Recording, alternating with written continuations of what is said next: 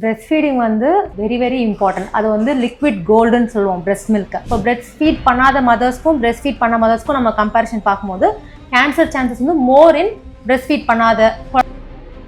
ஒரு சில அம்மாக்கள் சொல்கிற விஷயம் என்னென்னு பார்த்தீங்கன்னா, என் குழந்தைங்க நான் பால் கொடுத்தேன், பட் ஆனால் பால் பத்த மாட்டேங்குது அப்படின்னு ஃபார்முலா அப்படிலாம் தேடி போகிறாங்க. அது மாதிரி போகலாமா? So first 6 months completely not even water கூட கொடுக்காம நம்ம பிரெஸ்ட் மில்க் மட்டும் தான் கொடுக்கணும். அதுதான் பேபிக்கு ரொம்ப ஹெல்த்தி. ஓகே, இப்போ அதே மாதிரி பிரெஸ்ட் ஃபீடிங் வந்து எப்படி மேம் பண்ணணும்? ஒரு சில பேர்லாம் பார்த்தீங்கன்னா பாப்பாவை படுக்க வச்சுட்டு அப்படி கொடுக்குறாங்க. அப்படி கொடுக்கலாமா? ஓகே, அதே மாதிரி அம்மாக்கள் பிரெஸ்ட் ஃபீடிங் பண்ணும்போது எந்த மாதிரி உணவுகளை எடுக்கலாம், எந்த உணவுகள் எடுக்கக்கூடாது? ஒரு நாளைக்கு 8 to 12 டைம்ஸ் வரைக்கும் கொடுக்கலாம். யூஸ்வலாக அது டிமாண்ட் ஃபீடிங்னு சொல்லுவோம். பேபியே வந்து பசிச்சு அழும்போது நம்ம பால் கொடுக்கணும். ரொம்ப மேக்ஸிமம். வணக்கம் அண்ட் வெல்கம் டு ஹெல்த் குரு. நான் உங்கள் முரளி. ஸோ இன்னைக்கு நம்ம கூட யார் இருக்காங்க அப்படின்னு பார்த்தீங்கன்னா, senior consultant obstetrician gynaecologist doctor Divya Saravana இருக்காங்க. இன்னைக்கு இவங்க கிட்ட தான் பிரெஸ்ட் ஃபீடிங் வந்து எதுக்கு பண்ணணும், அது பண்ணுறதுல நன்மைகள் இருக்கு. முக்கியமாக சில அம்மாக்கள்லாம் பார்த்தீங்கன்னா பிரெஸ்ட் ஃபீடிங் வந்து கொடுத்தா வந்து அழகு கம்மியாயிடும் அப்படிலாம் சொல்றாங்க இல்லையா? ஸோ இது மாதிரி மித்தெல்லாம் பிரேக் பண்ணி ஸோ இதை பற்றி டீட்டெயிலாக பேச போகிறோம். வாங்க பேசலாம். வணக்கம் மேம். வணக்கம். எப்படி மேம் இருக்கீங்க? நல்லா இருக்கேன். ஒரு சில மதர்ஸ்லாம் எடுத்துக்கலாமே, பிரெஸ்ட் ஃபீட் பண்ணால் அழகு கம்மியாயிடும், பிரெஸ்ட் வந்து சாகிங் ஆகிடும் அப்படின்ட்டு பிரெஸ்ட் ஃபீடிங்கை ஸ்கிப் பண்ணுறாங்க. பிரெஸ்ட் ஃபீடிங்கோட இம்பார்ட்டன்ஸ் பற்றி கொஞ்சம் சொல்லுங்களேன். பிரெஸ்ட் ஃபீடிங் வந்து வெரி இம்பார்ட்டன்ட். அது வந்து லிக்விட் கோல்டுன்னு சொல்லுவோம் பிரெஸ்ட் மில்கை. ஏன்னா ஒரு குழந்தைக்கு தேவையான எல்லா விதமான சத்துமே அந்த பிரெஸ்ட் மில்கில் வந்து நமக்கு நேச்சராகவே அம்மாவோட உடம்புலேருந்து நமக்கு எல்லா சத்துமே கிடைக்குது. ஸோ பிரெஸ்ட் ஃபீடிங் வந்துட்டு நம்ம யூஸ்வலாக டெலிவரி ஆகி 1/2 hour இனிஷியேட் பண்ணிடுவோம். நார்மல் டெலிவரியாக இருந்தாலும் சரி, சிசேரியனாக இருந்தாலும் சரி, நம்ம வந்து within 1/2 hour we will initiate breast feeding. Suppose பேபிக்கு ஏதாவது மூச்சு திணறல் இருக்கு, இல்லைன்னா அம்மா வந்து ரொம்ப சிக்கா இருக்காங்க, ஐசியூ ஷிஃப்ட் பண்றோம், வேற ஏதாவது ரெசிஸ்டேஷன் தேவைப்படுதுன்ற இதை தவிர மற்ற எவ்ரி டைம் வந்து பிரெஸ்ட் ஃபீடிங் வித்தின் 1/2 hour நம்ம ஸ்டார்ட் பண்ணணும் மஸ்டா. அப்புறம் இந்த அழகு குறையுது அப்படிலாம் நினைக்கிறதுலாம் கிடையவே கிடையாது. ஏன்னா வந்துட்டு அது எப்போவுமே ப்ரோட்டீன் இன்டேக் நிறையா இருக்கணும் மதருக்கு. ஸோ ஆஃப்டர் பிரெஸ்ட் ஃபீடிங்லாம் முடிச்சதுக்கு அப்புறமா கொஞ்சம் ப்ரோட்டீன் இன்டேக் பண்ணி நல்லா எக்ஸசைஸ் பண்ணாலே நார்மலாக இருக்கும். ஸோ பிரெஸ்ட் ஃபீட் பண்ணுறதுக்கும் அழகு குறையறதுக்கும் சம்மந்தமே கிடையாது. ஓகே, பிரெஸ்ட் ஃபீட் பண்ணுறதுனால அம்மாக்களுக்கு எந்த மாதிரி நன்மைகள் கிடைக்குது? அம்மாங்களுக்கு என்ன நன்மைகள் கிடைக்குதுன்னா, ஃபஸ்ட்டு திங் எக்கனாமிக்கல்.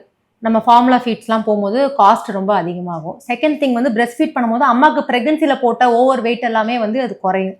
ஸோ அதோட வெரி இம்பார்ட்டன்ட் வந்து பிரெஸ்ட் ஃபீட் பண்ணுற மதருக்கு வந்து இந்த டெலிவரி ஆனதுக்கப்புறம் இந்த ப்ளீடிங் ப்ராப்ளம் இருக்கும்ல, சில பேருக்கு எக்ஸஸாக ப்ளீட் ஆகும். ஸோ பிரெஸ்ட் ஃபீட் பண்ணும்போது அந்த ப்ளீடிங் எல்லாமே கண்ட்ரோல் ஆகி யூட்ரஸ் பழைய மாதிரி சுருங்கி நேச்சுரலாக பழைய மாதிரி ஆகிறதுக்கு breast feeding very important. So மதரோட ஹெல்த்துக்குமே அது ரொம்ப இம்பார்ட்டன்ட். ஃபோர்த் என்னன்னு பார்த்தோம்னா, பிரெஸ்ட் ஃபீட் பண்ணுற டைம் வரைக்கும், அதாவது எக்ஸ்க்ளூசிவ் பிரெஸ்ட் ஃபீடிங் சொல்லுவோம். குழந்தை பிறந்து ஃபர்ஸ்ட் 6 மாதம் தாய்ப்பால் தவிர அவர் எதுவுமே ஈவன் வாட்டர் கூட கொடுக்கக்கூடாது. ஸோ அந்த மாதிரி பண்ணும்போது அம்மாவுக்கு வந்துட்டு கான்ட்ரசெப்ஷன், அதாவது அவங்க பிரெக்னென்ட் ஆக மாட்டாங்க. ஸோ நேச்சுரலாகவே தே வில் பி கான்ட்ரசெப்ஷன் இருக்கும் அந்த எஃபெக்ட்ல அவங்களுக்கு. ஓகே, அதே மாதிரி பிரெஸ்ட் ஃபீட் பண்ணுறவங்க மதர் வந்து பார்த்தீங்கன்னா பிரெஸ்ட் கேன்சர் வர வாய்ப்புகள் கம்மி அப்படின்னு சொல்கிறாங்க. உண்மையா மேம்? அது கண்டிப்பாக உண்மைதான். பிரெஸ்ட் ஃபீட் பண்ணும்போது அதில் நிறைய சேஞ்சஸ் வரும். ப்ரெக்னன்சிலேயே வந்து பிரெஸ்ட் ஃபீட் பண்ணுறதுக்காக அந்த சேஞ்சஸ் எல்லாம் நிறைய டெவலப் ஆகும். ஸோ பிரெஸ்ட் ஃபீட் பண்ணி முடிச்சதுக்கு அப்புறமே திருப்பி அது நேச்சுரலாக சுருங்கும். ஸோ பிரெஸ்ட் ஃபீட் பண்ணாத மதர்ஸ்க்கும் பிரெஸ்ட் ஃபீட் பண்ண மதர்ஸ்க்கும் நம்ம கம்பேரிஷன் பார்க்கும்போது கேன்சர் சான்சஸ் வந்து மோர் இன் பிரெஸ்ட் ஃபீட் பண்ணாத குழந்தை பெற்றுக்காதவங்க, அவங்களுடைய அந்த மதர்ஸ்க்கு தான் நிறைய பிரெஸ்ட் கேன்சர்ஸ் வருது. ஒரு சில அம்மாக்கள் சொல்கிற விஷயம் என்னென்னு பார்த்தீங்கன்னா, என் குழந்தைங்க நான் பால் கொடுத்தேன், பட் ஆனால் பால் பத்த மாட்டேங்குது அப்படின்னு ஃபார்முலா அப்படிலாம் தேடி போகிறாங்க. அது மாதிரி போகலாமா? அது வந்து நம்ம டாக்டர் கன்சல்ட் பண்ணிட்டு தான் போகணும். எதுக்காக பண்ணணும்னா, இப்போ சில பேருக்கு அம்மாவுக்கு சுகர் இருக்குது, இல்லைனா வேறு ஏதாவது ஹைரிஸ்க் ஃபேக்டர்ஸ் இருக்குது, எல்லாம் சில கேன்சர் மெடிசன்ஸ் எடுத்துகிட்டு இருக்காங்க அப்படின்னா நம்மளே பிரெஸ்ட் ஃபீட் வந்து இது சொல்லுவோம். பட் சுகர் இருக்க மதர்ஸ்க்கு பிரெஸ்ட் மில்க் குவாலிட்டியும் குவான்டிட்டியும் கொஞ்சம் கம்மியாக இருக்கிறதுக்கு வாய்ப்பு இருக்குது. அது போக பட் இப்போ ப்ரீடேர்ம் பேபினா அதுக்கு ஏற்ற மாதிரி அம்மாவோட பாடியில் ப்ரீடேர்ம் பேபிக்கு தேவையான பிரெஸ்ட் மில்க் செக்ரேட் ஆகும். டேர்ம் பேபி, அதாவது நார்மலாக பிறக்கிற குழந்தைங்களுக்கு ஏற்ற மாதிரி நேச்சராகவே அம்மாவோட மதர்ஸ் மில்க்கை மாடிஃபை பண்ணி கொடுக்கும். சில குழந்தைங்களுக்கு வந்துட்டு பிரெஸ்ட் மில்க் பத்தாமல் வெயிட் குறைவாங்க, மஞ்சக்காமலை அதிகமாகுது, அந்த மாதிரி சிச்சுவேஷன்ஸில் மட்டும் ஃபார்முலா ஃபீட் சப்ளிமெண்ட்டாக கொடுக்க சொல்லுவோமே தவிர அம்மாவோட ஃபீடை நிறுத்திட்டு கொடுக்குங்கன்னு சொல்ல மாட்டோம்.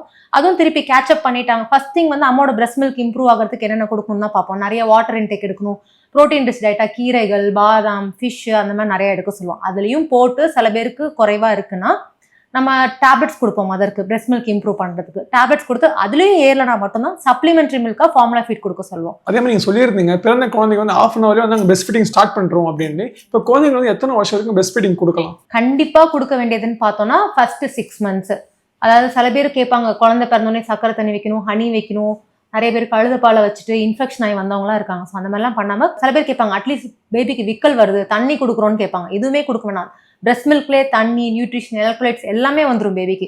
So first 6 months completely not even water கூட கொடுக்காம நம்ம பிரெஸ்ட் மில்க் மட்டும் தான் கொடுக்கணும். அதுதான் பேபிக்கு ரொம்ப ஹெல்த்தி. ஸோ அதுக்கப்புறம் மதரோட விஷ் பொறுத்து இருக்குது. யூஸ்வலாக வந்து 1 to 1.5 years வரைக்கும் கொடுக்கலாம்.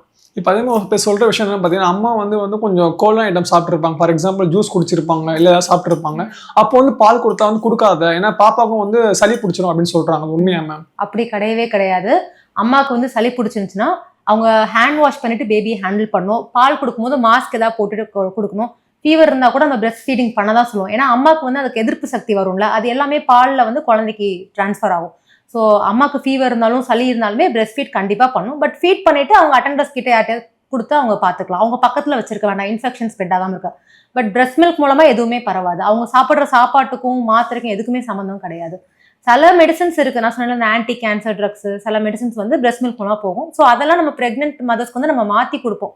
டியூரிங் லாக்டேஷன் அப்போ என்ன டேப்லெட்ஸ் கொடுத்தா பேபிக்கு சேஃப்ன்றத மாதிரி பார்த்து தான் கொடுப்போம் நம்ம. ஓகே, இப்போ அதே மாதிரி பிரெஸ்ட் ஃபீடிங் வந்து எப்படி மேம் பண்ணணும்? ஒரு சில பேர்லாம் பார்த்தீங்கன்னா பாப்பாவை படுக்க வச்சுட்டு அப்படி கொடுக்குறாங்க, அப்படி கொடுக்கலாமா? பிரெஸ்ட் ஃபீடிங்க்கு நிறைய பொசிஷன்ஸ் இருக்குது. பேபிக்கு வந்து லேச்சிங் பொசிஷன் சொல்லுவோம். லேச்சிங் நல்லா இருந்தால் மட்டும்தான் பேபியால் நல்லா ஃபீட் பண்ண முடியும். பேபி பொசிஷன்ஸில் நிறைய டைப் இருக்குது. வந்து கிரேடில், ஃபுட்பால் டெக்னிக்ஸு, லைங் டவுன் போஸ்டர்லாம் இருக்குது. பட் படுத்துட்டே கொடுக்குறதுனா இனிஷியலாக அம்மாவுக்கு ஏதாவது சிசேரியன் பண்ணியிருக்காங்க அப்படின்னா மட்டும் ஃபஸ்ட்டு 1 or 2 days பெயின் இருக்கிறதால எஞ்சி உட்கார முடியல அப்படின்னா மட்டும் படுத்துட்டு கொடுக்கலாம். பட் படுத்துட்டு கொடுத்தாலுமே திருப்பி இந்த பர்பிங் டெக்னிக்னு சொல்லுவோம். பேபியை தோளில் போட்டு நல்லா ஒரு 15 to 20 நிமிஷம் நல்லா தட்டி கொடுத்து பேபி ஏப்போ விடுற மாதிரி ஒரு சவுண்ட் கேட்கும் நமக்கே.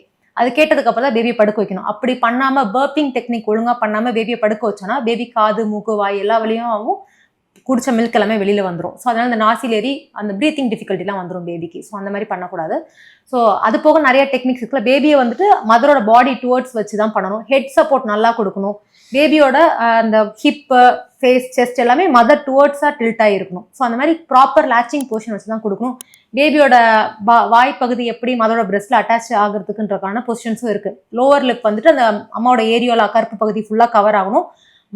பேபியோட நோஸ் வந்துட்டு அமுங்கக்கூடாது. அந்த மாதிரி கரெக்டான பொசிஷன் வச்சு கொடுக்கணும். ஓகே, அதே மாதிரி அம்மாக்கள் பிரெஸ்ட் ஃபீடிங் பண்ணும்போது எந்த மாதிரி உணவுகளை எடுக்கலாம், எந்த உணவுகள் எடுக்கக்கூடாது? என்ன மாதிரி உணவுகள் எடுக்கணும்? நல்ல சத்தான உணவுகள் தான் இருக்கணும். ஆக்சுவலாக எந்த ரெஸ்ட்ரிக்ஷனுமே கிடையாது. மதர் ஃபீட் பண்ணும்போது எந்த ஃபுட் ரெஸ்ட்ரிக்ஷன் கிடையாது.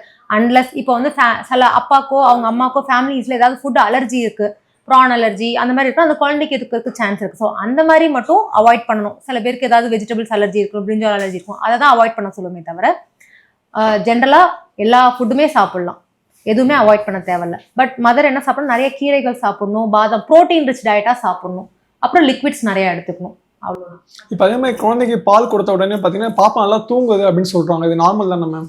அது நார்மல் தான். குழந்தைங்க வந்து பால் குடிச்சிட்டு தூங்கணும். அட்லீஸ்ட் ஒரு 2 மணி நேரமாவது அடுத்த ஃபீட் கேட்காம இருக்கணும். அப்போ தான் வந்துட்டு பால் பத்துதுன்னு அர்த்தம். ஸோ ஒரு 2 hours பால் குடிச்சதுக்கப்புறம் பேபி ஹங்கராக எல்லாமே இருந்தாங்கன்னா கரெக்டான ஃபீடுன்னு அர்த்தம். வெயிட் கெயினும் அடிக்குவேட்டாக இருக்கணும். நமக்கு மந்த்லி செக்அப் அப்போ வெயிட் கெயின் அடிக்குவேட்டாக இருக்குதுன்னா பால் பத்துதுன்னு அர்த்தம். நீங்கள் ஃபர்ஸ்ட் 6 months வந்து எக்ஸ்க்ளூசிவாக பிரெஸ்ட் ஃபீடிங் பண்ணணும் அப்படின்னு சொன்னீங்க இல்லையா? இப்போ ஒரு நாளைக்கு வந்து பாப்பாக்கு எத்தனை வாட்டி வந்து பிரெஸ்ட் ஃபீடிங் பண்ணணும்? ஒரு நாளைக்கு 8 to 12 times வரைக்கும் கொடுக்கலாம். யூஸ்வலாக அது டிமாண்ட் ஃபீடிங்னு சொல்லுவோம். பேபியே வந்து பசிச்சு அழும்போது நம்ம பால் கொடுக்கணும். ரொம்ப மேக்ஸிமம் டைம் அவங்க இது கேட்கணும்னா அட்லீஸ்ட் 3 hours once நம்ம ஃபீட் பண்ணணும். அதான் ஒரு நாளைக்கு 8 to 12 times கொடுக்கணும். பேபி அடிக்குவேட்டாக யூரின் அவுட்புட் இருக்கணும். யூரின் கலர்லாம் வந்துட்டு நல்லா இளநீ மாதிரி போகணும், மஞ்சள் கலர்லாம் போகக்கூடாது. பேபி வெயிட் கெயினும் அடிக்குவேட்டாக இருக்கணும், நம்ம பால் பத்துதுன்னு அர்த்தம். நைட்டும் வந்து பிரெஸ்ட் ஃபீடிங் பண்ணலாமா மேம்? கண்டிப்பாக நைட் பிரெஸ்ட் ஃபீட் பண்ணுவோம். ஏன்னா மதருக்கு வந்து இந்த நைட் 2 to 4 வந்து நமக்கு நேச்சுரலாகவே ப்ரொலாக்டின் ஹார்மோன் ஹையாக இருக்கும். ஸோ நைட் பிரெஸ்ட் ஃபீடிங் அப்போ நிறையாவே பால் வரும் மதர்ஸ்லாம் நோட் பண்ணாங்கன்னா. ஸோ அந்த ஃபீடை சோம்பேறித்தனம் பட்டு சில பேர் நைட் ஃபீடை கட் பண்ணுவாங்க. அப்போ தான் வந்து உங்களுக்கு பால் குறையிற ஆரம்பிக்கும். பட் யூஸ்வலாக நைட் ஃபீட் கட் பண்ணாமல் கரெக்டாக கொடுத்தாங்கன்னா அந்த 2 to 4 ஒரு ஃபீட் கொடுத்தாங்கன்னா ஃபீடிங் நல்லாவே வரும் மதர்ஸ்க்கு. அந்த ஃபீடை கட் பண்ணக்கூடாது. சில பேர் அதை தூக்கம் கெடுதுன்னு சொல்லிட்டு நிறுத்திட்டு ஃபார்முலா ஃபீடுக்கு போயிடுவாங்க. ஸோ அந்த நைட் ஃபீட் அப்படி கட் பண்ணக்கூடாது. எஸ், இப்போ நெக்ஸ்ட் கொஸ்டின் அதுதான். இப்போ வந்து பாப்பா வந்து பிறந்துடுச்சு. ஸோ ஃபுல்லாக வந்து பாப்பா ஃபுல்லாக கேர் பண்ணி பார்த்துக்கிறாங்க. அவள் மதரை வந்து யாரும் கேர் பண்ணி பார்த்துக்க மாட்டாங்க இல்லையா? அவங்களுக்கு வந்து பார்த்தீங்கன்னா சரியாக தூங்கவும் மாட்டாங்க. அப்போ அவங்க உடம்பு எப்படி மேம் டேக் கேர் பண்ணிக்கிறது? அது வந்து நம்ம ஃபேமிலியாக ஃபுல்லாக சப்போர்ட் சிஸ்டம் இருக்கணும். எப்பவுமே ஒரு டெலிவரியான பிரெக்னன்சியோட அந்த போஸ்ட்மார்ட்டம் பீரியட்னு சொல்லுவாங்கல்ல, அதுல வந்து டிப்ரெஷன் அப்படியும் வரும் இல்லையா? போஸ்ட்மார்ட்டம் பீரியட் வந்து நல்ல ஃபேமிலி சப்போர்ட் இருக்கணும். யாராவது ஒருத்தவங்க கூட அவங்களோட அம்மா யாராவது இருந்தாங்கன்னா கொஞ்சம் ஃபேமிலி சப்போர்ட் இருந்துச்சுன்னா அவங்களால நல்லா கோப்பப் பண்ண முடியும். ஃபர்ஸ்ட் 1 month வந்து ரொம்ப கஷ்டப்படுவாங்க. ஏன்னா அந்த பேபி எதுக்கு அழுது எதுவுமே தெரியாது. நியூ மதர்ஸ் ரொம்ப கஷ்டப்படுவாங்க. எதுக்கு பசி கல்றாங்களா, ஏதாவது வலியில் அழுறாங்களா, வயிறு வலின்னு அழுறாங்களா, எதுவுமே தெரியாது அவங்களுக்கு. ஸோ அந்த யாராவது சப்போர்ட் சிஸ்டம் இருந்துச்சுன்னா பெட்டராக இருக்கும். பட் இப்போல்லாம் ஹஸ்பண்ட்ஸே நல்லா ஹெல்ப் பண்ணுறாங்கல்ல நிறைய பேர். ஆனால் அதான் தூக்கம் கெடுதுன்னு நினைக்கக்கூடாது. அந்த ஃபீட் கண்டிப்பாக ஒரு 1 month கஷ்டமாக இருக்கும். அதுக்கப்புறம் பேபியை அடாப்ட் ஆகிடுவாங்க நமக்கு ஏற்ற மாதிரி. ஸோ ஹஸ்பண்ட்ஸும் கொஞ்சம் கோப்பப் பண்ணி ஹெல்ப் பண்ணி இருக்கணும்.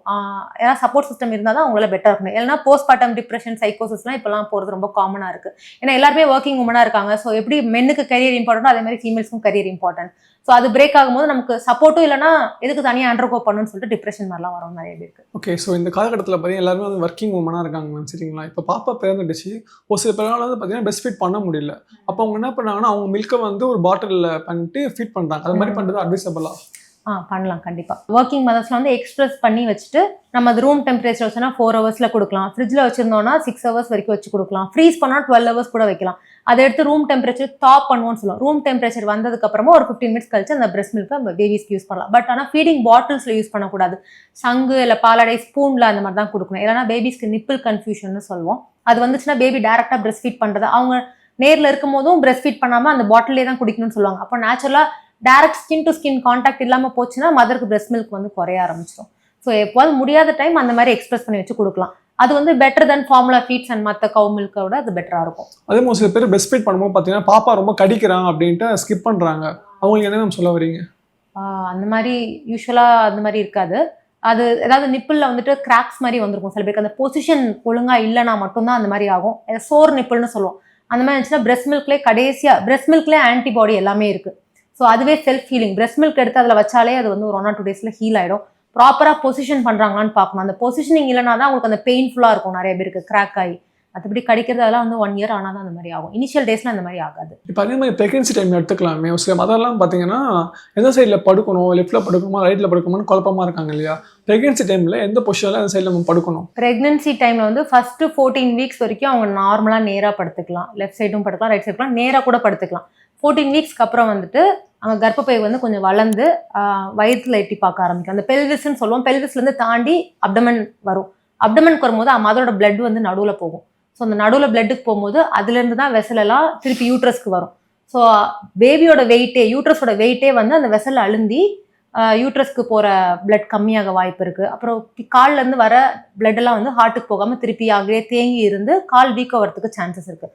ஸோ இதெல்லாம் அவாய்ட் பண்ணுறதுக்கு நம்ம லெஃப்ட் சைட் திரும்பி படுக்க சொல்லுவோம். லெஃப்ட் சைடு ஏன் திரும்பி படுக்க சொல்லணும்னா அது கொஞ்சம் they will be more comfortable. அப்புறம் நமக்கு ஸ்டொமக் வந்து லெஃப்ட் சைடில் இருக்குது. ஸோ லெஃப்ட் சைடில் திரும்பி படுக்கும்போது அந்த நெஞ்செரிச்சல் ஹார்ட் பர்ன்ஸ்லாம் வர்றது கொஞ்சம் குறையும்.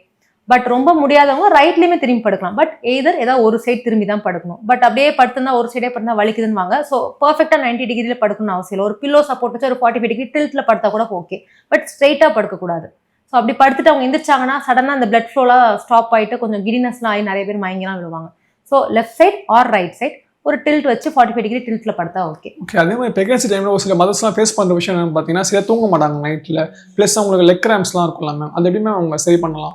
ஃபர்ஸ்ட் திங் வந்து ப்ரெக்னன்சியில் வந்துட்டு அவங்க நார்மலாக எல்லாரும் பெட் ரெஸ்ட் மாதிரி இருந்துருவாங்க. ப்ரெக்னன்சி ஒரு நார்மல் ஃபிசியலாஜிக்கல் ப்ராசஸ். ஸோ வந்துட்டு எப்போதும் போல் ஒர்க் லைஃப் பேலன்ஸ் கரெக்டாக இருக்கும். ஒர்க் அவுட்ஸ்லாம் பண்ணிட்டு தான் இருக்கணும். அது சில பேருக்கு ஹை ரிஸ்க் இருக்கும். அது நாங்கள் வந்து டாக்டர்ஸ் சொல்லிடுவோம் இந்த மாதிரி பேஷண்ட்ஸ் எதுவும் ஒர்க் அவுட்ஸ் பண்ணாதீங்கன்னு சொல்லிட்டு. அப்படி இல்லாத மதர்ஸ் எல்லாருமே வாக்கிங்ன்றது கண்டிப்பான must. Physical activity, yoga, stretches எல்லாமே பண்ணணும். ஸோ அந்த மாதிரிலாம் பண்ணிட்டு இருந்தாங்கன்னா அந்த கிராம்ஸ் வரது குறையும். அப்புறம் நியூட்ரிஷன்ஸ் நல்லா நிறைய ட்ரை ஃப்ரூட்ஸ் நட்ஸ் எல்லாம் சாப்பிடணும். அந்த மெக்னீஷியம், ஜிங்க், செலினியம் அந்த மாதிரி மைக்ரோ நியூட்ரிஷன்ஸ்லாம் வந்துட்டு அந்த ட்ரை ஃப்ரூட்ஸில் கிடைக்கும். ஸோ அதுவுமே ஒரு ஹேண்ட்ஃபுல் ஒரு நாளைக்கு எடுத்துக்கணும். அப்புறம் கால்சியம் சப்ளிமெண்ட்ஸ் நாங்கள் எப்படியுமே கொடுத்துருவோம். ஏன்னா நார்மல் நம்ம சாப்பிட்ற டயட்டில் இருக்க கால்சியம் ப்ரெக்னன்சியில் பத்தாது. ஏன்னா பேபியோட போன் க்ரோத்துக்கு நமக்கு தேவைன்னு சொல்லிட்டு. ஸோ அதுவுமே கரெக்டாக எடுத்துட்டு ஃபிசிக்கலி ஃபிட்டாக இருந்து எக்ஸசைஸ் பண்ணிட்டு இருந்தாங்கன்னா இந்த கிராம்ஸ்லாம் வராது.